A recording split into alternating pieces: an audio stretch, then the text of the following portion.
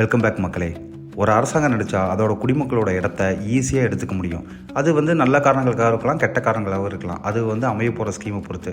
For example, road போகிறதுக்காக நிலத்தை எடுக்கிறது நல்ல காரணங்களுக்காக. அதே மெரினா பீச்சில் சமாதிக்காக நிலத்தை எடுக்கிறது மோசமான காரணங்களுக்காக. நம்ம எல்லாருமே அந்த காரணங்களை மட்டும் பார்க்குறோமே தவிர, ஆனால் அந்த நிலத்தை பறி கொடுத்த மக்கள் இருக்காங்களே, அவங்களோட பாயிண்ட் ஆஃப் வியூவில் நம்ம பார்த்ததில்லை. அவங்களோட ஊர் நிலம் எல்லாத்தையும் விட்டுட்டு வேற ஒரு இடத்துக்கு அவங்க டிஸ்பிளேஸ்மெண்ட் ஆகணும். எக்ஸாம்பிளுக்கு ஊரில் நடக்கிற மாதிரி ஏர்போர்ட்டுக்காக. இப்படி ஒரு கதைக்களத்தை எடுத்துக்கிட்டு அந்த கதையை ரொம்ப சீரியஸாக சொல்லாமல் அந்த மக்களோட இயல்பான வாழ்க்கையோட அப்படியே அவங்களோட காமெடியோட சும்மா ஜாலியாக சொன்ன படம் தான் கிணத்த காணோம். ஸோ கிணத்தை வச்சு கவர்மெண்ட் எப்படி ஒரு நிலத்தை ஆக்கிரமிப்பு பண்ணுது, அதை மக்கள் எப்படி தடுக்கிறாங்க அப்படிங்கிற சொல்கிற கதை தான் இந்த படம். ஸோ வாங்க ஸ்ட்ரெயிட்டாக கதைக்குள்ளே போயிடலாம். படத்தோட ஸ்டார்டிங் சீனில் சிவகங்கை ராமநாதபுரம் பக்கத்தில் ஒரு சின்ன கிராமத்தை காட்டுறாங்க. அந்த கிராமம் எவ்வளோ அழகாக இருந்தாலும் கிட்டத்தட்ட 2-3 வருஷமாக சுத்தமாக மழையே இல்லை. ஆல்ரெடி அந்த ஏரியாலாம் வறண்ட ஏரியா. இதில் 2-3 வருஷம் மழை இல்லைன்னா மக்கள்லாம் வருமானம் இல்லாமல் பயங்கரமாக தவிச்சு போயிருக்கிறாங்க. இப்போ ஊர் மக்கள் எல்லாம் ஒன்றா கூடி, சரி சாமிக்கு இந்த வருஷம் நோம்பி பிரம்மாண்டமாக நடத்தினோம்னா கண்டிப்பாக சாமி நமக்கு மழையை கொடுக்கும் அப்படி சொல்லி நம்பி எல்லோரும் ஒன்று கூட்டுறாங்க. அந்த ஊர்க்காரங்களை ஒருத்தர் கோவில் பூசாரியை போய் பார்த்து, எல்லோரும் மக்கள் கோவில்கிட்ட இருக்காங்க, நீ கிளம்பி வான்னு சொல்லி கூட்டார போகிறாரு. அந்த கோவிலோட பூசாரி தான் நம்ம படத்தோட ஹீரோ. நம்ம ஹீரோவும் கோவில் எல்லாத்துக்கிட்டையும் சரி நோம்பி நடத்திடலாம், எல்லாம் பண்ணிக்கலாம், பார்த்துக்கலாம் அப்படின்னு சொல்லி மக்களை சமாதானப்படுத்தி அனுப்புகிறாரு. ஸோ அவர் கொஞ்சம் படித்தவர். அந்த ஊர்லேயே இந்த சிலையெல்லாம் இருக்கும் பார்த்திங்களா, அந்த சிலையெல்லாம் செஞ்சு அது மூலிமா வருமானம் ஈட்டவர். ஸோ அதனால் கொஞ்சம் முற்போக்காகவும் சிந்திக்கிறவராக இருப்பார். சாமிக்கிட்டையும் போய், சாமி இந்த மக்கள் உன்னை முழுசாக நம்புகிறாங்க, எப்படியாவது மழையை மட்டும் கொடுத்துரு, என்ன ஆனாலும் சரி நான் கடன் வாங்கியாவது உனக்கு நான் நோம்பி நடத்துகிறேன் அப்படின்னு சொல்லி சாமிகிட்ட வேண்டிட்டு வந்துடுறாரு. ஊர் நோம்பி எல்லாம் சிறப்பாக நடந்து முடிஞ்சதுக்கப்புறம் அடுத்த நாள் காத்தால ஊர்க்காரங்க, ஊர் தலைவன் எல்லாரும் போய் போலீஸ் ஸ்டேஷன் வாசல் நிற்கிறாங்க. போலீஸ்காரங்கிட்ட போய், ஐயா எங்களுக்கு ஒரு லெட்ரு வேணும் அப்படின்னு சொல்லி நிற்கிறானுங்க. என்னையா கம்ப்ளைண்ட்டு, அதை சொல்லுங்கய்யா, அதை விட்டு லெட்ரு வேணும்னு கேட்குறீங்க அப்படின்னா, இல்லையா நீங்கள் தான் லெட்ரு கொடுக்கணும் அப்படிங்கும்போது, கடுப்பேத்தாமல் என்ன மேட்டர்னு சொல்லுங்க அப்படின்னு சொல்லி போலீஸ்காரர் கடுப்பாக வர்றாரு. இல்லையா, ஊர் திருவிழாலாம் முடிஞ்சதுக்கப்புறம் சரி மழைக்காக வேண்டி தான் நம்ம ஊர் திருவிழா கொண்டாடணும், சரி தூங்கக்கூடாதுன்னு சொல்லி நம்ம பழைய காலத்து ஊர் திருவிழாலாம் ப்ரொஜெக்ட் வச்சு படம் போடுவோம் தெரியுங்களா, அந்த மாதிரி நாங்களும் ஒரு படம் போட்டையா, படம் பயங்கரமாக இருந்துச்சு, எல்லோரும் நாங்கள் உட்காந்து ஊருக்கு ஒதுப்புறமாக உட்காந்து பார்த்துக்கிட்டு இருந்தோம் அப்படின்னோடனே, ஊருக்கு ஒதுப்புறமாக உட்காந்து ஏன் பார்க்குறீங்க அப்படின்னா, இல்லையா பார்த்துக்கிட்டு இருந்தோம், அந்த நேரத்தில் படத்தோட சவுண்டு வேறு, ஆல்ரெடி வெப்ப காற்றுக்கு அதுக்கும் இந்த படத்தோட சவுண்டு பயங்கரமாக கேட்டுச்சு, அது மெயின் ரோடு வரைக்கும் கேட்டுச்சு. அந்த நேரம் பார்த்து நம்ம ஜில்லாவோட கலெக்டர் அந்த பக்கமாக காரில் ஏதோ ஒரு வேலையை முடிச்சுட்டு வீட்டுக்கு போயிட்டு இருந்திருக்காரு. அவரு காதில் கேட்டுட்டு அவரு உள்ளே ப்ரொஜெக்டரு, கேசட்டு எல்லாத்தையும் அடித்து பிடிக்கிட்டு போயிட்டாருங்க. பயங்கர கோவத்தில் இருக்காரு. அதனால் நம்ம ஊர் போலீஸ் ஸ்டேஷன் நீங்கள் தானே, நீங்கள் ஒரு மன்னிப்பு கடிதம் எழுதி எங்கள்கிட்ட கொடுத்தீங்கன்னா அதை கொண்டே நாங்கள் கலெக்டரை ஏட்டா கொடுத்துட்டு மன்னிப்பு வாங்கிட்டு அந்த ப்ரொஜெக்டரு, கேசட்லாம் திருப்பி வாங்கிட்டு வந்துருப்பியா அப்படின்னு சொல்லி கேட்குறானுங்க. அடிங்கொய்யால அப்படின்ட்டு போலீஸ்காரெலாம் செம்ம கடுப்பாக வருவானுங்க. எந்திரிச்சு வெளியே போகிறீங்களா இல்லை தூக்கி போட்டு மூச்சு போடுவானா, விட்டு படம் பார்த்துட்டு அதை கலெக்டர்கிட்டயே மாட்டிக்கிட்டு வேற அதுக்கு நான் உங்களுக்கு மன்னிப்பு கடிதம் கொடுக்கணுமா, எந்திரிச்சு வெளியே போங்கடான்னு சொல்லி துரத்தி விட்டுறானுங்க. ஊர்க்கார பயலுங்க கொஞ்சம் விவகாரமான பயலாக இருக்கானுங்க, அதே சமயம் யதார்த்தமான பயலாக இருக்காங்க. நம்ம கோயில் பூசாரி ஹீரோ இருக்கான்ல, அவன் கோயிலில் உட்காந்து குளிச்சுட்டு பூஜைக்கெல்லாம் ரெடி பண்ணிகிட்டு இருக்கும்போது அந்த ஊர்க்கார அக்கா, இந்த மாதிரி பூசாரி இது மாதிரி நான் 150 ரூபா எனக்கு காசு வரணும், கோயில் அம்மனுக்கு தண்ணி கொடுத்தேன்ல, ஏன்னா அந்த வறட்சியான இடத்துல தண்ணி பிடிக்கிறதுக்கே கிட்டத்தட்ட குடத்தை தூக்கிட்டு ரொம்ப தூரம் நடந்து போகணுமில்ல. ஸோ தண்ணிங்கிறது அங்கே மிகப்பெரிய காசான பொருள் தான். அப்படின்னு கேட்கும்போது, என்னம்மா கோயில் அம்மனுக்கு தானம்மா கொடுத்தீங்க, அதுக்கெல்லாம் காசு கேட்குறீங்க அப்படிங்கிறாரு. அதெல்லாம் தெரியாது, 150 ரூபா நாளைக்கு எடுத்து வை அப்படின்ட்டு அந்த அம்மா போகுது. அந்த சைடு டீ கடையில் பார்த்தா டீ கடைக்காரனை பிடிச்சி வறண்டி இழுத்துட்டு இருக்காங்க. தண்ணி இல்லாத ஏரியாவில் மோசமான தண்ணியை வச்சு டீ போடுறான், வெறும் 7 ரூபா தான் வாங்குறான், ஆனாலும் டீக்கு எவ்வளோ போடுறான் அப்படின்னு சொல்லி டீ கடைக்காரனை ஊருக்கார பெருசுகளாக வம்பிழுத்துட்டு இருக்குது. இந்த சைடு சரி என்ன பண்ணுவோம், உண்டியில் உடச்சி கிடச்சிக்கு உண்டியில் காசை எடுத்து அந்த அக்காவுக்கு கொடுத்தோன்னு சொல்லி உண்டியில் ஓப்பன் பண்ணுறாரு. உண்டியில் ஓப்பன் பண்ணால் அந்த காலத்துலாம் கோவில் மந்தையில் தானே ஊர் பெருசுக இலசுக எல்லாம் உட்காந்துருக்கோம். ஒவ்வொருத்தனா உண்டியல் கிட்ட வர்றானுங்க, எனக்கு ஒரு 20 ரூபா கொடு, எனக்கு ஒரு 20 ரூபா கொடு அப்படின்னு போய் தொலைகிறான்ட்டு ஆளுக்கு ஒரு 20 ரூபா கொடுத்துட்டு ஹீரோ அப்போ தான் வீட்டுக்கு வர்றாரு. வீட்டில் ஆல்ரெடி கல்யாணம் பண்ணிட்டு போன அவங்க அக்கா இப்போ வந்திருக்கும் போல். ஸோ ஒரு ப்ரோக்கரை கூப்பிட்டு ப்ரோக்கர்கிட்ட பேசிகிட்டு இருக்கேன், நல்ல பொண்ணாக பாரு அப்படின்னு சொல்லும் போது நம்ம ஹீரோ எனக்கு பொண்ணும் பார்க்க வேண்டாம், ஒன்றும் பார்க்க வேண்டாம், கம்முன்னு விடு அப்படிங்கிறான். ஏன் அந்த பொண்ணை நினச்சிட்டே இருக்கியா அப்படின்னு சொல்லி அவங்க அக்கா கேட்குது. என்ன மேட்டர்னு பார்த்தா, நம்ம ஹீரோ முன்னாடியே ஒரு பொண்ணை லவ் பண்ணியிருப்பாப்புல. லவ் பண்ணி அந்த பொண்ணுக்கும் ஓகே, அந்த பையனுக்கும் ஓகே, சரி வீட்டில் போய் பொண்ணு கேட்கலான்ட்டு வீட்டில் போய் பொண்ணு கேட்டிருப்பாங்க. ஸோ அவங்க அப்பாவுக்கும் ஓகே, சிற்பியாக இருக்காப்புல, கோவில் பூசாக இருக்காப்புல, லோக்கலே இருந்தாலும் பரவாயில்ல, பொண்ணு கொடுத்துடலாம் தான் தோணும். ஆனால் அவர் வைக்கிற ஒரே ஒரு கண்டிஷன் என்னென்னா, என் பொண்ணை தண்ணி இருக்கிற ஊருக்கு தான் கொடுப்பேன் அப்படின்னு சொல்லி கேட்பாப்புல. ஸோ ஸோ உங்களுக்கே தெரியும் நம்ம மாவட்டத்தில் எங்கள் ஊர் மட்டுமா வந்து தண்ணி இல்லை, உங்கள் ஊர்லேயும் தானே தண்ணி இல்லை அப்படின்னு கேட்கும்போது, ஏமா எங்கள் ஊரில் தண்ணி இல்லைன்னு எனக்கு தெரியுது, அதனால தான் என் பொண்ணு வாக்கப்பட்டு போகிற இடத்துலையாவது வந்து தண்ணி இருக்கிற ஊரில் நிம்மதியான ஒரு வாழ்க்கை வாழணும், இந்த தண்ணி இல்லாமல் வாழ்ந்த வாழ்க்கை என்னோட ஒழியட்டும் அப்படின்னு சொல்கிறாப்புல. அவர் சொல்கிறது நியாயமாக தான் இருக்குது. தண்ணி இல்லாதவனுக்கு வந்து தண்ணி இருக்கிற ஊரில் வந்து பொண்ணை கட்டி கொடுக்கணும், அதே மாதிரி பணம் இல்லாதவன் ஓரளவு பணக்கார ஃபேமிலியில் பொண்ணை கட்டி கொடுக்கணும்னு எதிர்பார்க்கறது நியாயமாக தான் தெரியுது. சரின்னு சொல்லிட்டு இவங்களும் எதுவும் பேச முடியாமல் எந்திரிச்சு வந்துடுறாங்க அப்போதைக்கு. அதனால் அந்த பொண்ணு இல்லைன்னா என்ன, வேறு பொண்ணு பாரு அப்படின்னு சொல்லி அவங்க அக்கா வந்து இவனை வந்து கல்யாணம் பண்ணு சொல்லி டார்ச்சர் பண்ணிகிட்டு இருக்குது. இந்த பக்கம் ஊர் மக்கள் எல்லாத்தையும் ஊர் தலைவர் கூட்டிகிட்டு சரி கலெக்டர்கிட்ட வந்து மனு கொடுத்துட்டு வரலாம் அப்படின்னு சொல்லி எல்லாத்தையும் வந்து ஊர் மந்தைக்கு வர சொல்கிறாரு.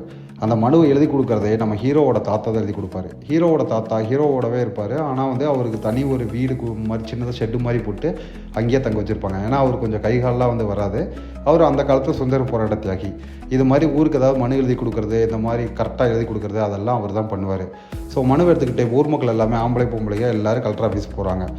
பொம்பளைங்களை வெளியே விட்டுட்டு ஆம்பளைங்க மட்டும் உள்ளே போய் கலெக்டர்கிட்ட பேச போகிறாங்க. ஸோ இந்த சைடு பொம்பளைங்க வந்து வெளியே நின்றுருக்கும்போது குடங்கடெல்லாம் வந்து எடுத்துகிட்டு போயிருப்பாங்க. ஸோ சப்போஸ் எதுவும் வந்து நம்ம கொடுக்குற மனுவுக்கு அவங்க எதுவும் பண்ண மாட்டேன்னு சொல்லிட்டாங்கன்னா அங்கேயும் போராட்டம் பண்ணலாம் அப்படிங்கிறதுக்காக குடத்தையும் எடுத்துகிட்டு வர சொல்லியிருப்பாங்க. அங்கே போய் பார்த்தா வந்து எல்லாம் வந்து கலெக்டர் ஆஃபீஸ்னால தண்ணி வசதி அப்படி இப்படின்னு எல்லாம் இருக்குமில்ல. அங்கே பைப்பு பார்த்தோன்னே இவங்களுக்கு பயங்கர வந்து சாட்டிஸ்ஃபை ஆகிடுது. போய் வந்து அந்த கொண்டு வந்த குடத்தை எல்லாத்தையும் தண்ணி பிடிச்சிட்ருக்காங்க. உள்ளே நம்ம கிராமத்தோட வந்து பெருசுக எல்லாமே உள்ளே போய் கலெக்டர்கிட்ட போய் பேசிகிட்டு இருக்குது. இது மாதிரி வந்து எங்கள் ஊரில் தண்ணி வசதி இல்லை, தண்ணி வசதிக்கு நீங்கள் ஏற்பாடு பண்ணோம். அதே மாதிரி மார்ச்சூரி வேன், அதாவது அமரர் ஊர்தி வந்து ப்ளஸ் வந்து மியூசிக் சிஸ்டத்தோடு வேணும் அப்படின்னு சொல்லி எல்லாம் வந்து கோரிக்கைகளை கொடுத்துட்ருக்காங்க. அவரும் பார்த்துட்டு நல்லா எழுதிருக்கீங்களா, யார் எழுதி கொடுத்தது அப்படின்னு கேட்டால் எங்கள் ஊரில் தியாகி இருக்காரு, அவர் தான் எழுதி கொடுத்தது அப்படின்னு. சரி ஓகே அதை நான் பண்ணுறேன், ஆனால் வந்து ஊர் திருவிழாவில் பலான வேலை பார்க்குற ஊருக்காரங்க தானே நீங்கள் அப்படின்னு. ஐயா இல்லைங்க அது மன்னிச்சிக்கிங்க அப்படின்னு சொல்லி சமாளிக்கிறாங்க. சரி ஏதோ பார்த்து பண்ணுறேன் அப்படின்னு சொல்லும்போது கிளம்பலான்னு பார்க்கும்போது ஒரு பெருசு மட்டும் ஐயா அந்த ப்ரொஜெக்டர் கொஞ்சம் கொடுத்தீங்கன்னா கொஞ்சம் வசதியாக இருக்கும் அப்படின்னு சொல்லும்போது என்னது அப்படின்னு கலெக்டர் மிரட்டுவார். உடனே இவங்கெல்லாம் வெளியே போக ரெடியாக இருக்கும்போது அப்போ ஒரு போலீஸ் வந்து கலெக்டருக்கு அதில் சைலண்ட்டாக ஏதோ சொல்கிறாரு. நீங்கள் மட்டும் தான் வந்தீங்களா, உங்க கூட யாராவது வந்தாங்களா அப்படின்னு கேட்கும்போது இல்லையா நாங்கள் மட்டும் தான் வந்தோம். அப்போ வெளியே இருக்கவங்களா யார் அப்படின்னு சொல்லிட்டு கலெக்டர் இவங்களை கூட்டிகிட்டு வெளியே வந்து பார்க்குறாரு. அங்கே பார்த்தா நம்ம கிராமத்து பொம்பளைங்க எல்லாமே வந்து குடத்தில் தண்ணிக்காக அடிச்சுக்கிட்டு இருக்குது. இருக்கிறது 2 பைப்பு இருக்குது. இவங்களுக்குள்ளேயே தண்ணி பிடிக்கிறதுக்கு அடிச்சுக்கிட்டு பயங்கர சண்டையை கிளப்பிட்டு இருக்காங்க. கலெக்டர் வந்த உடனே ஊருக்காரங்களாம் வேகமாக போய் வந்து ஏமா என்னம்மா பண்ணிட்டீங்க, தண்ணி பிடிக்கிறதுக்கு உங்களை கூப்பிட்டாங்க, எல்லாம் போய் வந்து டிராக்டரில் இருங்க அப்படின்னு சொல்லி டிராக்டரோட உட்கார வச்சு ஐயா நாங்கள் பார்த்துக்கிறீங்க நான் கூப்பிட்டு போயிறியா அப்படின்னு சொல்லி அங்கேருந்து கூப்பிட்டு போயிடுறாங்க. பெருசுகள்லாம் கலெக்டரை மீட் பண்ணிட்டு வந்துட்டு ஊர் சாவடியில் உட்காந்து எல்லாம் வந்து நார்மலாக கதை பேசிகிட்டு இருக்குதுங்க. அப்போ நம்ம ஹீரோ சாவடிக்கு வர்றாரு. நம்ம ஹீரோவோட ஃப்ரெண்டு ஒருத்தர் குடியார ஃப்ரெண்ட் இருப்பார்.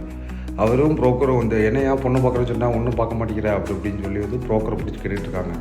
அப்போ அந்த சாவடிக்கு ஆப்போசிட்டில் ஒரு வீட்டில் ஒரு அழகான பொண்ணு வந்து மேலே வந்து தலையை கோதிட்டு இருக்குது. யார் அந்த பொண்ணு, இந்த பொண்ணை பார்க்கலாமா அப்படின்னு நம்ம ஹீரோ வந்து நார்மலாக கேட்டுட்ருக்காரு. கேட்டுருக்கும்போது அந்த பொண்ணெலாம் வந்து நம்ம பக்கத்து தெருவில் காரண பழனி மிலிட்ரிக்காரன், அவனுக்கு பேசி முடிச்சு வந்து 1 வாரம் ஆச்சியா, ஏயா நீ வேறு அப்படின்னு சொல்லி புரோக்கர் சொல்லிட்டு இருக்காப்புல. நம்ம ஹீரோக்கு லைட்டாக ஜெலஸ் ஆகுது. நம்ம ஹீரோ வந்துக்கிட்டே என்னையா பழனி ரொம்ப நல்லவன் தான், ஒன்றும் பிரச்சனை இல்லை, என்ன லைட்டாக குடிக்காரன், கொஞ்சம் கிட்னி ஃபெயிலியரு அப்படி இப்படின்னு சும்மா 2-3 பிட்டை வந்து சேர்த்து போட்டுருவாப்புல.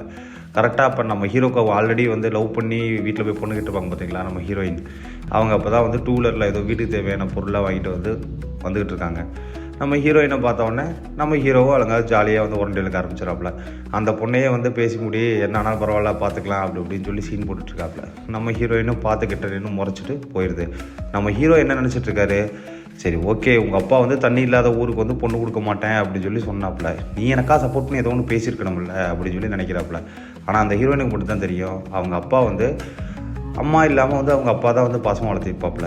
இந்த பொண்ணை வந்து அப்பயும் போய் கேட்டிருக்கோம், அப்பா அது தண்ணி இல்லாமல் இருக்கிறது என் பிரச்சனை, அதை நான் ஃபேஸ் பண்ணிக்கிறேன், எல்லா மக்களும் தானே ஃபேஸ் பண்ணுறாங்க, நான் ஃபேஸ் பண்ண மாட்டேனா, நீ ஏன் வந்து இப்படி பண்ணுற அப்படின்னு சொல்லும்போது இல்லைம்மா உனக்கு என்ன தோணுதோ வந்து அதை பேசாத, இங்கே தான் வந்து என் பொண்டாட்டி இல்லாமல் வந்து உன்னை நான் கஷ்டப்பட்டு வளர்த்திட்டேன், நீ போகிற இடத்துலையாவது நல்லபடியாக வாழணும் அப்படின்னு ரொம்ப சென்டிமெண்ட்டாக பேசி வந்து மடக்கி வச்சிருக்காரு. அது தெரியாமல் நம்ம ஹீரோ வந்து ரொம்ப கோவப்பட்டு கிடக்கிறாரு. இந்த ஃபீலிங்லேயே நம்ம ஹீரோவும் ஹீரோவோட ஃப்ரெண்டும் சரக்கடிக்கு போயிடுறானுங்க. போயிட்டு நைட்டு தான் வர்றானுங்க. அதுக்குள்ளே நம்ம ஹீரோ காலையில் சாவடியில் உட்காந்துருக்கும் போது அந்த பழனின்னு மிலிட்ரிக்காரனுக்கு பார்த்த பொண்ணை சைட் அடிச்சுட்டு இருந்திருப்பாப்புல. அது இப்போ ஹீரோயினை வெறுப்பேற்றுறதுக்காக பழனி வந்து அப்படிப்பட்ட குடிகாரன் கிட்னி போயிடுச்சு அப்படி இப்படின்னு பிட்ட போட்டுருப்பாப்புல. அது எப்படியோ பொண்ணு வீட்டுக்கு போய் பொண்ணு வீட்டு சைட்லேருந்து பெரிய பிரச்சனையாக இருக்கும் போல், பொண்ணு கொடுக்க மாட்டேன் அப்படி இப்படின்னு. இப்போ பழனியோட அந்த அக்கா வந்து அப்படியே வெளியே வந்து தெருவில் நின்று கற்றுன்னு கத்துது, யாரவே அவனை வர சொல்லு, தம்பியை பற்றி இப்படி பேசிவிட்டான் அப்படி இப்படின்னு சொல்லி வழக்கமாக வந்து கிராமத்தில் லேடிஸ் பேசுகிற மாதிரி கண்டமேடிக்கு பேசுகிறாங்க. அப்போ தான் நம்ம ஹீரோவோட ஃப்ரெண்டு வந்து தண்ணி போட்டு வர்றாங்க. நம்ம ஹீரோவோட ஃப்ரெண்டு பயங்கர ஃப்ளாட்டாக வர கடிச்சுன்னு இருக்காரு. ஸோ வந்து நம்ம ஹீரோட்ட வந்து கேட்கும்போது அப்படி இப்படின்னு சொல்லி சமாளிக்கிறாரு. அப்போ இந்த அக்கா கத்திக்கிட்டு இருக்குது, இது மாதிரி சுற்றுறனால தான் உனக்கு பொண்ணே கிடைக்கல அப்படி இப்படின்னோடனே நம்ம ஹீரோட அக்கா வந்து வேணும்னா ஊரில் கைவன் பொண்ணை வேணா கொடுக்க சொல்லு, என் தம்பி வந்து ஆம்பளையா இல்லையா அப்படின்னு சொல்லி பார்க்குறேன்னு சொல்லி 2 பேரும் வந்து லேடிஸ் 2 பேர் சண்டை கட்டிட்டு இருக்காங்க. இவங்க சைலண்ட்டாக போயிடுறானுங்க. ஊர்க்காரங்களும் நாளை காலையில் வந்து நீரோட்டம் பார்க்குறதுக்கு ஒரு பெருசு வருது, ஏன்னா எப்போ பார்த்தாலும் கலெக்டர் ஆஃபீஸில் மனு கொடுத்து கவர்மெண்ட்லேருந்து வந்து தண்ணி வசதி ஏற்படுத்தி கொடுக்குறத நம்பியே நம்ம இருக்க முடியாது, சரி நீரோட்டம் பார்ப்போம், ஏதாவது வந்து ஒரு கிணறு இல்லை ஒரு வந்து போருக்கு இது போட முடிஞ்சா அது மூலிமா தண்ணி கிடைக்கும்ல அப்படின்னு சொல்லி ஒரு பெருசை கூப்பிட்டுருக்கும் போல். அதனால் எல்லாத்தையும் கலைஞ்சுப்போங்கன்னு அனுப்பிச்சி விட்றானுங்க. அந்த பெருசு அடுத்த நாள் காலைல வருது. நம்ம ஹீரோ தான் கோயிலேருந்து சாமி கும்பிட்டு அனுப்பிச்சி விட்றாப்புல. அதுவே இன்றைக்கி சாவனா நாளைக்கு சாவனா அப்படிங்கிற மாதிரி இருக்குது. ஸோ அந்த ஊரில் வந்து ரொம்ப வயசானவர் இன்னொருத்தர் இருப்பார். நம்ம ஹீரோவோட தாத்தா எப்படி ரொம்ப வயசானவராக வந்து ஊர் மக்களுக்கெல்லாம் மண் எழுதி கொடுத்துருக்காரோ அதே மாதிரி இன்னொரு வயசான பீஸு, ஆனால் கொஞ்சம் எக்ஸ்பீரியன்ஸான பீஸு. ஸோ ஊர்க்காரனில் ஒருத்தன் போய் இது மாதிரி வந்து நீரோட்டம் பார்க்காத ஒருத்தர் வந்திருக்காங்க, இன்னும் உன்னால் முடிஞ்ச ஐடியா ஏதாவது ஒன்று சொல்லு அப்படின்னு சொல்லி அந்த பெருசுக்கு வந்து நடக்கவும் முடியாது எதுவும் முடியாது. அந்த பெருசை என்ன பண்ணுவாங்க, ரோட்டில் வந்து இறக்கி விட்டால் போதும், செப்பலை போட்டுக்கிட்டு அந்த ரோட்டில் அப்படியே தவழ்ந்துக்கிட்டே வந்து எந்த இடத்துக்கு போகணுமோ அந்த இடத்துக்கு அந்த பெருசு போயிடும். அந்த பெருசும் சாமியை கும்பிட்டு அந்த இடத்துக்கு வந்து அப்படியே தவழ்ந்துக்கிட்டே போயிட்டு இருக்குது. நீரோட்டம் பார்க்குற பெருசு இன்றைக்கி சாவனா நாளைக்கு சாவனாங்கிற பாடி கண்டிஷன் தான் இருக்குது. ஸோ நீராட்டம் பார்க்குறதுக்கு பல மெத்தடில் இந்த பெருசு வந்து கவட்டை மாதிரி ஒரு குச்சியை வச்சுக்கிட்டு அதை வந்து சுற்றுச்சுன்னா அந்த இடத்துல நீரோட்டம் இருக்குங்கிற மாதிரி சொல்கிற மெத்தடை ஃபாலோ பண்ணுறவர். அவரும் வீடு வீடாக போகிறாரு, காடு காடாக போய் வந்து எந்த இடத்துல இருக்குன்னு சொல்லி பார்க்குறாரு. பார்த்தா எதுவுமே வர மாட்டேங்குது. குச்சி சரியில்லை, குச்சி போய் உடைங்கடா அப்படின்னு சொல்லி வந்து குச்சியை மாற்றிக்கிட்டே இருக்கிறாப்புல. ஊர்க்காரங்களாம் கடுப்பாகிறானுங்க, இந்த ஆளுக்கு என்ன நீரோட்டம் பார்க்க தெரியுமா பார்க்க தெரியாதான்ட்டு. ஒரு லெவலுக்கு மேலே டயர்ட் ஆகிட்டு மத்தியான நேரத்தில் கட்டில் போட்டு கம்முன்னு ஒரு நேரம் வந்து படுத்துடுறாப்புல. படுத்துட்டு ரெஸ்ட் எடுத்துகிட்டு போவோம் அப்படின்ட்டு மத்தியானத்துக்கு அப்புறம் மறுபடியும் ஆரம்பிக்கிறாங்க. கிட்டத்தட்ட வந்து இருட்டே வந்து வந்துடுது. கரெக்டாக நம்ம ஹீரோவோட வீட்டு முன்னாடி போகும்போது லைட்டாக குச்சி சுற்றுது. ஆமாம் எங்கே தான் நீரோட்டம் இருக்குது, ஆனால் தண்ணி ரொம்ப அடியில் இருக்குதுயா, ஒன்றும் பண்ண முடியாது அப்படின்ட்டு அப்படியே கொஞ்சம் தூரம் உள்ளே போனோன்னே நம்ம ஹீரோ வீட்டுக்கு வந்து பின்பக்கத்தில் வந்து தண்ணி வந்து அதிகமாக இருக்கனால வந்து அந்த கவட்டக்குச்சி வந்து வேகமாக சுற்றும். இங்கே தான் வந்து தண்ணி அதிகமாக இருக்குது, இந்த வீட்டுக்கார தான் பயங்கர நல்லவனாக இருக்கான், இங்கேயே பிடிங்க அப்படின்னு சொல்லி அந்த இடத்த ஃபிக்ஸ் பண்ணிடுறாப்புல. இவங்களும் அந்த இடத்துல செங்கல் வச்சுட்டு சரி ஓகே இங்கே கன்ஃபார்ம் பண்ணிக்கலாம்ல பெருசு அப்படின்னு சொன்னோடனே ஆமான்னு சொல்லி வந்து நீரோட்டம் பார்க்குற பெருசு சொல்லிடுது. சரின்னு சொல்லி பெருசாக அனுப்பிச்சி விட்டுட்டு நம்ம ஊரில் பெரிய மனுஷர் வந்து தவழ்ந்துக்கிட்டே வந்துக்கிட்டு இருப்பார்ல, அந்த போய் பெருசு இது மாதிரி கிடச்சிச்சு இடம் அப்படின்னு சொன்னோடனே பெருசும் வந்து வானத்தை பார்த்து கும்பிட்றாப்புல. இந்த தவழ்ந்து வர்ற பெருசு ஒரு வித்தியாசமான ஆளாக தான் இருக்கிறாரு. ஸோ மேபி ஃப்யூச்சரில் இவரோட கேரக்டரில் ஏதாவது ஒரு பெரிய கதையில் டிஃப்ரென்ஸ் ஆகலான்னு நினைக்கிறேன். இடத்த ஃபிக்ஸ் பண்ணதோடு அப்படியே நிற்க முடியுமா, சரி ஓகே வீட்டு பெருசுகிட்ட பேசிடுவோன்னு சொல்லி அந்த தியாகி பெரியவர் நம்ம ஹீரோவோட தாத்தா இருக்கார் பார்த்தீங்களா, அவர்கிட்ட போய் பேசுகிறாங்க. அவர்கிட்ட போய் பேசினா போர்களை என்னால் ஒத்துக்க முடியாது அப்படிங்கிறாரு. எப்போ அந்த காலத்துலேருந்து ஊரணி கிணறு அப்படிலாம் தண்ணி எடுத்தவங்க நம்ம, இந்த போர்னால் வந்து ஒரு பிரயோஜனமும் இருக்காது, ஏன்னா நாளைக்கே தண்ணி தீர்ந்து போச்சுன்னா வந்து வேறு எந்த வழியிலும் தண்ணி வராது, போடுறேன்னா கிணறு வேணால் போட்டுங்க, அதுக்கு வேணால் எனக்கு சம்மதம் அப்படின்னு சொல்லி சொல்கிறாப்புல. சரி ஓகே போருக்கு பதிலாக கிணறு இருந்தால் இன்னும் சந்தோஷம் தான் அப்படின்னு சொல்லி ஊருக்காரங்க ரெடி ஆகிடுறானுங்க. ஆனால் என் பேரங்கிட்ட நான் பேச மாட்டேன், நீங்கள் தான் கேட்கணும், ஏன்னா அவன் அப்பா அம்மா இல்லாமல் வந்து நான் வளர்த்த பிள்ளை, இப்போ நான் வச்சுருக்கிற ஒரே சொத்து தான், இந்த சொத்தை கொடுன்னு சொல்லி நான் கேட்க முடியாது, நீங்களே கேட்டுங்க அப்படின்னு சொல்லி சொல்கிறாப்புல.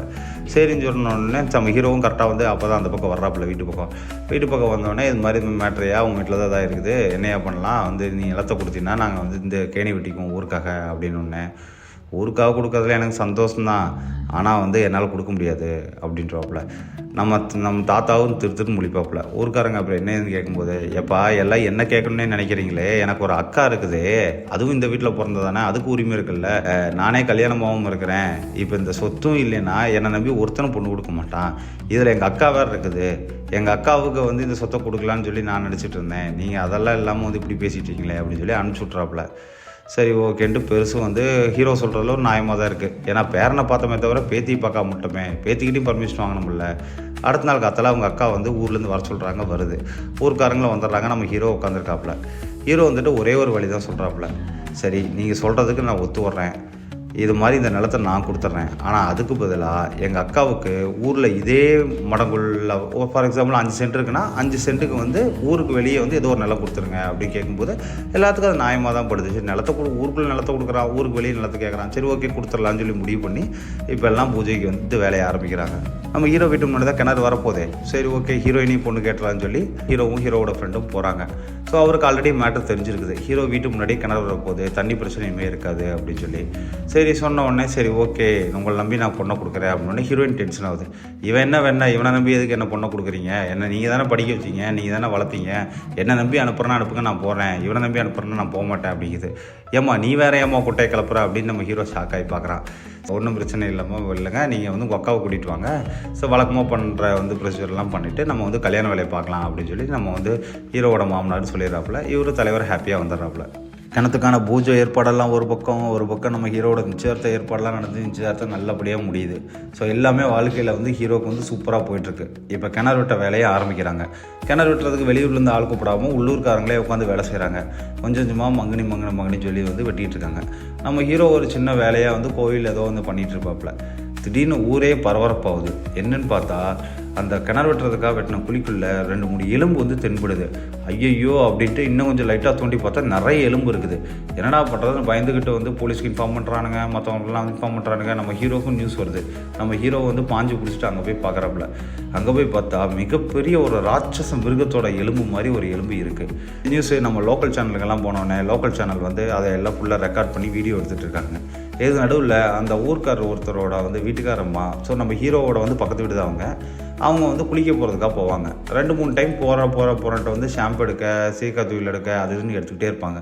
இவன் அந்த பக்கத்து வீட்டுக்காரன் பயங்கர டென்ஷனாமா, சீக்கிரம் போமா எனக்கு ஒரு வேலை இருக்குதுமா அப்படின்னு. பொண்ணு வந்துட்டு ஏதோ திட்டத்தனம் பண்ணுறானே அப்படின்ட்டு சரி ஓகே நம்ம பண்ணிட்டு போகிறோம் அப்படின்னு சொல்லி குளிக்க போயிடும்.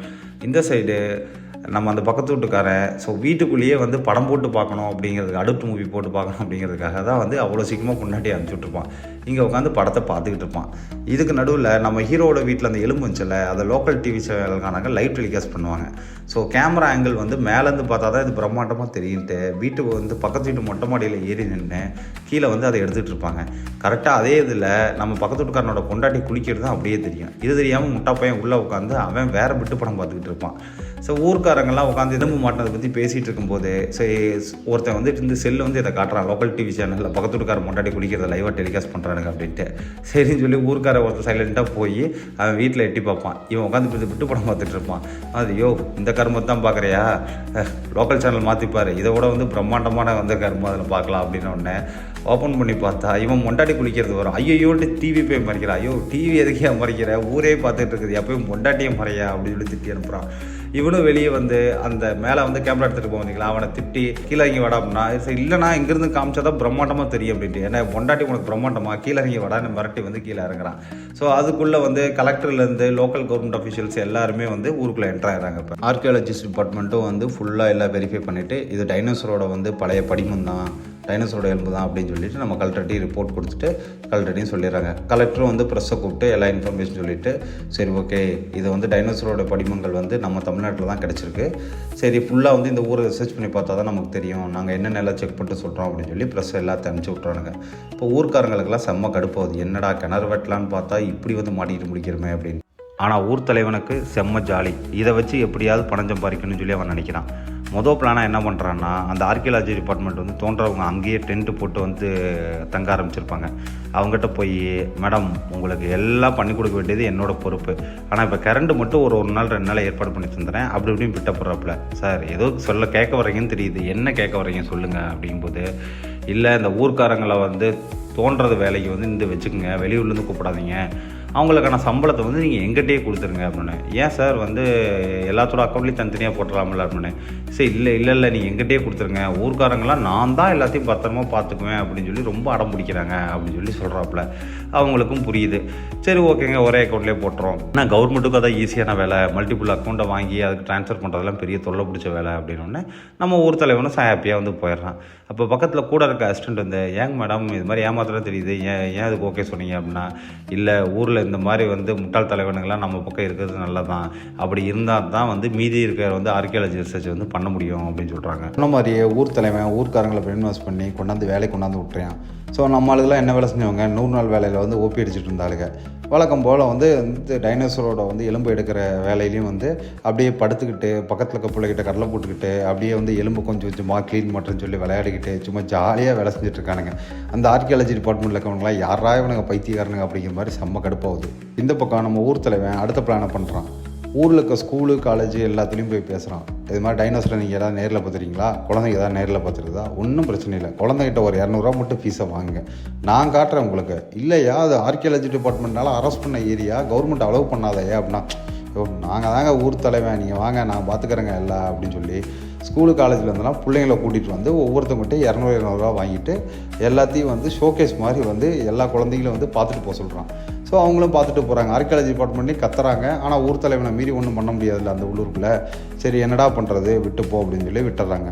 ஸோ அன்றைக்கி ஈவினிங் ஆகும்போது இந்த வேலை நடந்துகிட்டு இருக்கும்போது, ஏன்னா அந்த கிணறு வெட்டினதுக்கு பக்கத்தில் தான் வந்து கோவில் இருக்கும். கோவிலுக்கு பக்கத்தில் தான் வந்து நம்ம ஹீரோவோட தாத்தா தியாகிக்கு வந்து ஒரு சின்ன ஷெட்டு மாதிரி போட்டு கொடுத்துருப்பாங்க பார்த்தீங்களா, அதுவும் இருக்கும். ஸோ இங்கே வேலை நடக்க இந்த சைடு கோயிலும் லைட்டாக வந்து இடியுது, கோயிலோட கூரையெல்லாம் வந்து கீழே விழுந்துருது. அந்த பக்கம் நம்ம தாத்தா குடியிருந்தார்ல அந்த ஷெட்டு வந்து அப்படியே அவர் மேலேயே விழுந்து நம்ம தாத்தாவும் இப்போ வந்து இறந்துடுறாப்புல. ஸோ ஊர் தியாகி இறந்துட்டனால ஊர் மக்கள் எல்லாமே பயங்கர சோகமாயிடுறாங்க. அவங்களுக்கு இப்போ செம்ம கோவம், இந்த கிணறு வெட்டினால தான் வந்து தியாகி இறந்துட்டாரு அப்படின்னு சொல்லி அந்த கோவத்தில் வேறு இருக்காங்க.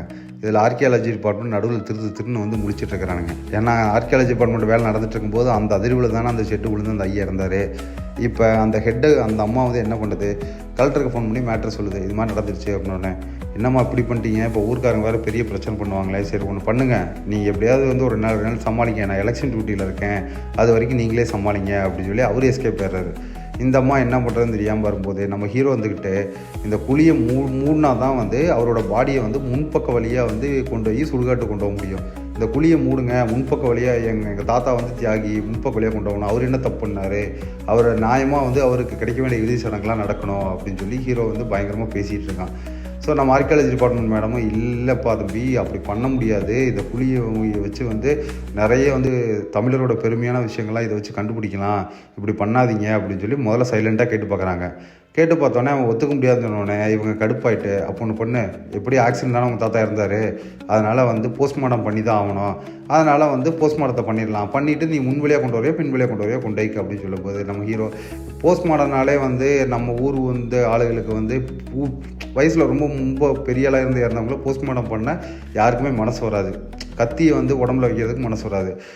போஸ்ட்மார்ட்டமா இல்லை வேணாமா கொஞ்சம் சமாதானத்துக்கு வர்றாப்புல. சரி ஓகே ஒன்றும் பிரச்சனை இல்லை, வீட்டுக்கு பின்பக்கமாகவே வந்து கொண்டு போய் வந்து அப்படியே சுடுகாடு கொண்டு போய் அடக்கம் பண்ணிக்கிறேன் அப்படின்னு சொல்லி சமாதானம் வர்றாப்புல. ஆனால் அந்த ஆர்கியாலஜி டிபார்ட்மெண்ட் அம்மா இல்லை போஸ்ட்மார்ட்டம் பண்ணி தான் ஆகணும் அப்படின்னு சொல்லி போலீஸ் ஃபோன் முடியுது. அவரோட பாடியை போலீஸும் எடுத்துகிட்டு போய் போஸ்ட்மார்ட்டம் பண்ணி கொடுத்துட்றாங்க. ஸோ அதுக்கப்புறம் தான் கொண்டாந்து சுடுகாட்டில் கொண்டாந்து அடுத்த நாள் தான் வந்து அடக்கம் பண்ணுறாங்க. ஒரு பக்கம் தியாகி இறந்துட்டாருன்னு சொல்லி ஊர்க்காரங்கெல்லாம் பயங்கர சோகமாக இருப்பாங்க. இன்னொரு சைடு ஆர்கியாலஜி டிபார்ட்மெண்ட்டு அந்த அம்மா வந்து ஹெட்டுக்கிட்ட போய் மீட் பண்ணி, சார் இது மாதிரி வந்து அங்கே மட்டும் தோணுது பார்த்தாது, மீதி இருக்கிற வந்து இந்த இடத்துல தோணுன்னு சொல்லி ஒரு மேப் வந்து டிரைவ் பண்ணி கொடுத்து அவங்க டிபார்ட்மெண்ட்டில் வந்து பர்மிஷன் வாங்குது. கிட்டத்தட்ட ஒரு 10-15 இடத்துல வந்து ஊரில் வந்து தோன்ற மாதிரி, கிட்டத்தட்ட ஊரே காலியாகிற மாதிரி. ஸோ அந்த மேப்பில் வந்து எல்லாமே பர்மிஷன் வாங்கிட்டு அந்த அம்மா வந்து அந்த மேப்பை எடுத்துகிட்டு இப்போ ஊருக்குள்ளே வருது. நம்ம ஊர் தலைவன் தான் இருக்கானே, காசு கொடுத்தா எதை வேணால் செய்வானே, அவன்கிட்ட போய் பேச உட்காருது. இது மாதிரி வந்து மற்ற இடத்துலையும் வந்து பின் பாயிண்ட் பண்ணியிருக்கோம், இந்த இடத்துலாம் தோண்டணும் அப்படின்னு சொல்லி மேப்பை காட்டுது. என்னம்மா மொத்த ஊரையும் காட்டுற, நான் விளையாடுறேன் நீ அப்படிங்கும்போது, செண்டுக்கு நான் 1 லட்ச ரூபா வாங்கி தர்றேன் கவர்மெண்ட்லேருந்து அப்படின்னு சொல்லி சொல்லுது. செண்டு 1 லட்சமா, செண்டு 5 லட்சம் போயிட்டுருக்குது, என்னம்மா பேசிகிட்டு இருக்க நீ அப்படி இப்படின்னு ஒன்று. சரி ஓகே 5 லட்சம் நான் பேசி வாங்கி தரேன்னு சொல்லி அந்த டீலுக்கு ஓகே சொல்லிவிட்டு நம்ம வந்து பஞ்சாயத்து தலைவர்கிட்டையும் வந்து ஓகேன்னு சொல்லிட்டு வந்துடுங்க. பஞ்சாயத்து தலைவன் வந்து அவன் சொன்ன மாதிரி என் வீட்டுக்கு எதுவும் ஆகக்கூடாது, என் வீட்டில் நீங்கள் தோன்ற கிட்ட வரக்கூடாது, அதே மாதிரி செண்டுக்கு 5 லட்ச ரூபா பணத்தை நீ என்கிட்ட தான் கொடுக்கணும், நான் தான் எல்லாம் செட்டில் பண்ணுவேன் அப்படின்னு சொல்லி டீல் போட்டு எல்லாத்தையும் முடிச்சுட்டு வந்துடுறான்.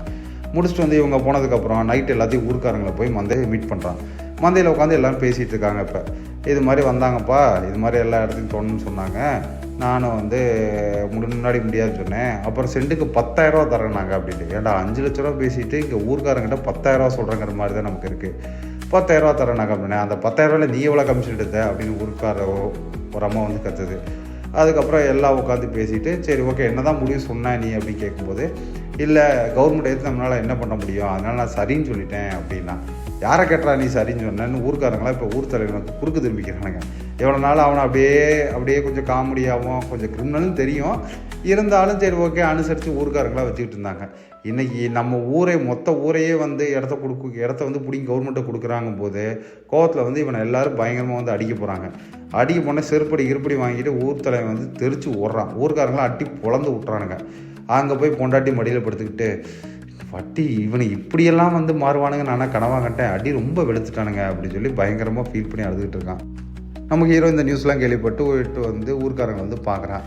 அன்றைக்கி என் வீடு போச்சு, என் வீடு போனனால என் தாத்தாவும் இப்போ வந்து என்னை விட்டு போயிட்டாரு, எனக்கு இருந்த ஒரே உறவு அவர் தான், இப்போ வந்து உங்கள் வீடெல்லாம் வந்து ஒவ்வொன்றா எடுக்க பார்க்குறானுங்க, இந்த குழினால தான் இவ்வளோ பிரச்சனை அப்படின்னு சொல்லி வந்து புரிய பார்க்குறான். அப்போ என்ன பண்ணலாம் அப்படின்னு சொல்லும்போது கரெக்டாக எல்லாம் யோசிச்சுட்டு இருக்கும்போதே டக்குன்னு பார்த்தா மேலே இடிக்குது, மழை லைட்டாக ஃபஸ்ட்டு தூரல் வந்து உள்ள ஆரம்பிக்குது. அந்த ஊருக்குள்ள ஒரு பெருசு வந்து தவழ்ந்து ஒரு பக்கமாக போயிட்டுருக்கு பார்த்தீங்களா, அந்த பெருசோட இதில் தான் ஃபஸ்ட்டு சொட்டே வந்து விழுகுது. அப்புறம் வந்து சடன்னு மழை அடிக்குது. நைட்டு வெடிய அடி கொளுத்தி எரியுது. தண்ணியே பார்க்காத வந்து வானம் பார்த்த பூமியாக இருந்த இடத்துல இன்றைக்கி வெள்ளம் ஓடுற அளவு தண்ணி கொளுத்தி எரியுது. அடுத்த நாள் காத்தால ஆர்கியாலஜி டிபார்ட்மெண்ட்டில் எல்லாம் வந்து பார்க்குறாங்க, அந்த குழியெல்லாம் தண்ணி மூடி ஃபுல்லாக தண்ணியாக கிடக்குது. சரி என்னடா பண்ணுறதுன்னு பம்ப் வச்சு வெளியே எடுக்கலாமா அப்படிங்கிற பற்றிலாம் பார்த்துட்டு இருக்காங்க. தண்ணி வெளியே எடுத்தாச்சு, எல்லாம் பண்ணியாச்சு. உள்ளே ஆனால் கொஞ்சம் சேறு சகதியமாக இருக்குது. ஆனால் வந்து நம்ம டைனோசரோட வந்து எலும்பு வந்து அங்கே இருந்ததுக்கான அடையாளமே தெரில. இப்போ ஆர்கியாலஜி டிபார்ட்மெண்ட் பயங்கர ஷாக்காயிடுறானுங்க. என்னடா இப்போ எங்கடா போச்சு அந்த எலும்பு அப்படின்ட்டு உடனே வந்து ஃபோன் பண்ணி கலெக்டருக்கு இன்ஃபார்ம் பண்ணிடுறாங்க, கவர்மெண்ட் அஃபீஷியல்ஸ் எல்லாத்துக்கும் இன்ஃபார்ம் பண்ணிடுறாங்க. எல்லாம் இப்போ மொத்த வந்து சிஸ்டம் வந்து பறக்குது. ஸோ வந்து இது கலெக்டர் ஸ்ட்ரைட்டாக வந்து கிளப்பி இங்கே வர்றாப்புல. என்னம்மா சொல்கிறா, இது எப்படிமா காணாமல் போச்சு, ஊர்க்காரங்க யாராவது எடுத்துட்டாங்களா இப்படின்னு சொல்லி ஃபுல்லாக கேட்குறாங்க. யாருக்கும் எங்களுக்கெல்லாம் எதுவும் தெரியாதுங்க அப்படின்னு சொல்லி மழை பெஞ்சு நாங்கள் வீட்டுக்குள்ளே போய் எடுத்துட்டாங்க அப்படின்னு சொல்லி ஊர்க்காரங்க ஒதுங்கிக்கிறாங்க. இப்போ என்ன பண்ணுறது தெரியாமல் திருன்னு வந்து முழிச்சிட்ருக்குறாங்க.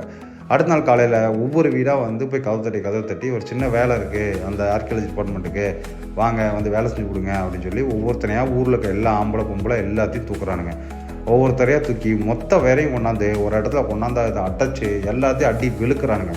உண்மையை சொல்லுங்கடா, யாரா எடுத்தீங்க, யாரா அந்த வந்து டைனோசரோட எலும்புலாம் எடுத்தீங்க சொல்லுங்கடா அப்படின்னு சொல்லி அடி வெளுத்துக்கிட்டு இருக்கிறானுங்க. யாருக்குமே எதுவும் தெரியல. தெரிஞ்சாதானே சொல்கிறதுக்கு எல்லாரும் அடியை வாங்கிட்டு படுத்து கிடக்குறாங்க. உங்களோட பேரெல்லாம் ஒருத்தன் சொல்லுங்கடா அப்படின்னு கேட்டால் பொட்டு ஒடிங்கிறான், ஒருத்தன் டம்ளருங்கிறான், ஒருத்தன் சில்லறங்கிறான். என்னடா வீட்டு சாமான பேர்லாம் சொல்லிட்டு இருக்கீங்க, உண்மையான பேர் சொல்லுங்கடா அப்படின்னா, உண்மையான பேர் சொல்லாதான் கேஸ் போட்டுருவீங்களே, அதுக்காக தான் பண்ணி சொல்கிறான் அப்படிங்கிறானுங்க. அந்த போலீஸ்காரமாக அதுக்கே 2 வாயில் முதிக்குது. நம்ம ஹீரோவும் இதுக்கெல்லாம் காரணம் நான் தான் நினைக்கிறீங்க, இருங்க நானே சரி பண்ணுறேன், ஒரு நிமிஷம் இருங்க ரெஸ்ட் ரூம் போய்ட்டு வரேன் அப்படின்னு சொல்லிட்டு அப்படியே தவழ்ந்துக்கிட்டே வந்து ரெஸ்ட் ரூம் போகிறாப்புல.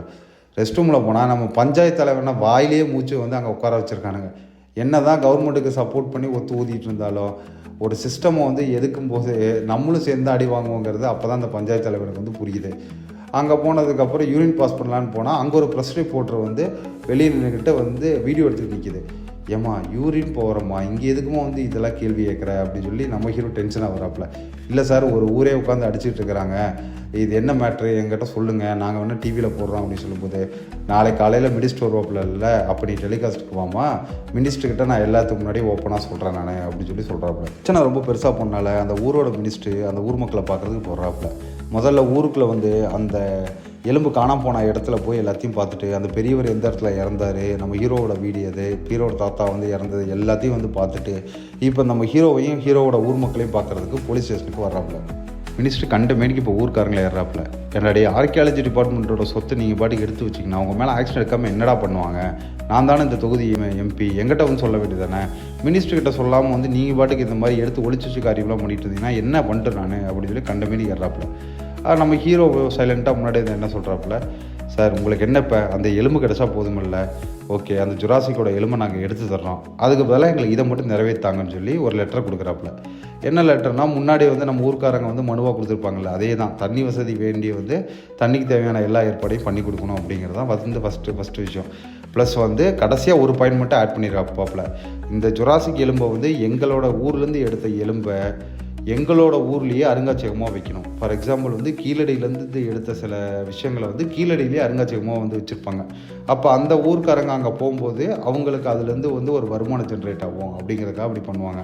ஸோ அதே மாதிரி என் ஊர்லேயும் நீ வைக்கணும், வெளியே எடுத்துகிட்டு போகக்கூடாது அப்படின்னு சொல்லும்போது, சரி ஓகே நான் அசம்பிளியில் பேசுகிறேன் அப்படின்னு சொல்லிட்டு எஸ்கேப்பாக பார்க்குறாரு. நீங்கள் அசம்பிளியில் பேசுங்க, அப்படி பிரச்சனை இல்லை, இப்போ கையெழுத்து மட்டும் போட்டு கொடுத்துட்டு போயிருங்க அப்படின்னு சொல்லிட்டு முன்னாடி நாளே ப்ரெஸ்ஸை வந்து அடுத்த நாள் வர சொல்லியிருப்பாப்புல. எப்போ ப்ரெஸ் எல்லாம் இங்கே வாங்க அப்படின்னு சொல்லிட்டு ப்ரெஸ் எல்லாத்துக்கு முன்னாடி கையெழுத்து வாங்கிட்டு விட்டுறாப்புல.